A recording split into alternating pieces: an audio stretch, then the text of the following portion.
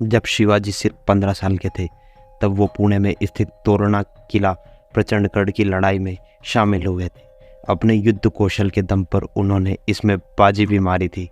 इसे तोरणा किले का युद्ध नाम से इतिहास में जाना जाता है। इसके बाद तो हिंदू साम्राज्य की स्थापना के लिए उनका सारा जीवन लड़ाइयों में ही बीतने लगा।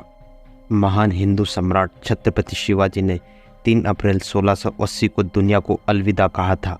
पुण्यतिथि पर आइए जानते हैं कि उनके छत्रपति की उपाधि कैसे मिली। मराठा साम्राज्य की रीढ़ रखने वाले छत्रपति शिवाजी महाराज को भला कौन नहीं जानता होगा। महाराष्ट्र में साम्राज्य के संस्थापक छत्रपति शिवाजी का जन्म महाराष्ट्र के पुणे में स्थित शिवनेरी दुर्ग में 19 फरवरी 1630 को हुआ था। छोटी सी उम्र में ही चुनौतियों का सामना करना शुरू कर दिया था। उन्होंने अपना पूरा जीवन ही धर्म की रक्षा में झोंक दिया था। महान हिंदू सम्राट छत्रपति शिवाजी ने 3 अप्रैल 1680 को दुनिया को अलविदा कहा था। पुण्यतिथि पर आइए जानते हैं कि उनको छत्रपति की उपाधि कब और कैसे मिली। आइए जानते हैं हम। शिवाजी का पूरा नाम शिवाजी राजे भोसले था। उनके पिता शाहजी और माता जीजाबाई थी। शिवाजी पर माँ जीजाबाई के धार्मिक गुणों का गहरा प्रभाव था। शिवाजी की शिक्षा शुरुआत में घर पर ही हुई थी।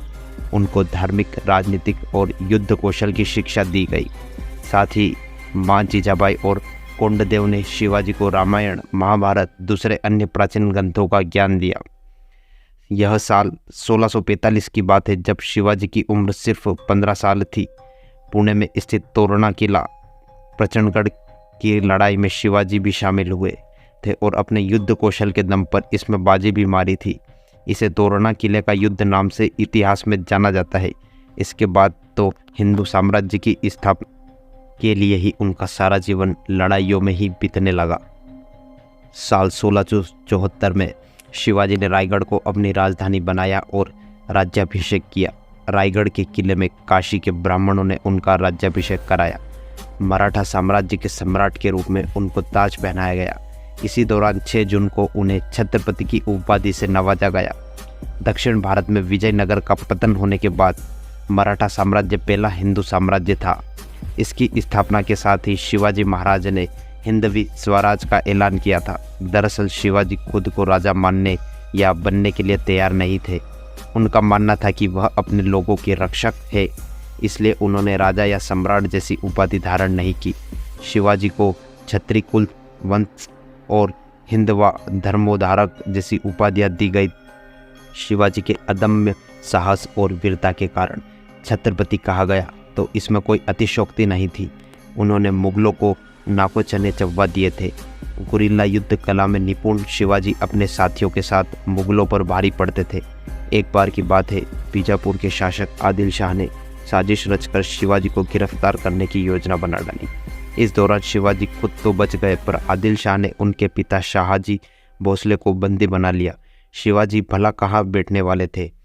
उन्होंने आदिल शाह पर हमला करके पहले पिता को छुड़ाया और फिर पुरंदर एवं जावेली के किले भी अपने अधिकार में ले लिए।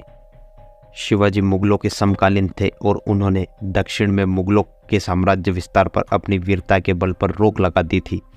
लगातार शिवाजी का प्रभाव बढ़ता देखकर तत्कालीन मुगल बादशाह औरंगजेब परेशान था। उसने साजिश के तहत शिवाजी के पास संधि का प्रस्ताव भेज दिया। जून 1665 में एक संधि के तहत शिवाजी को 23 दुर्ग मुगलों को देने थे। इसके लिए उनको आगरा बुलाया। किले में सम्मान नहीं मिलने पर शिवाजी ने औरंगजेब को भरे दरबार में अपनी नाराज़गी जाहिर की तो उनको नज़रबंद कर दिया गया। औरंगजेब तब शिवाजी की हत्या करना चाहता था, लेकिन 17 अगस्त 1666 को वह किले से निकल गए। बाद में शिवाजी ने मुगलों को सबक सिखाते हुए अपने सभी किले वापस जीत लिए थे।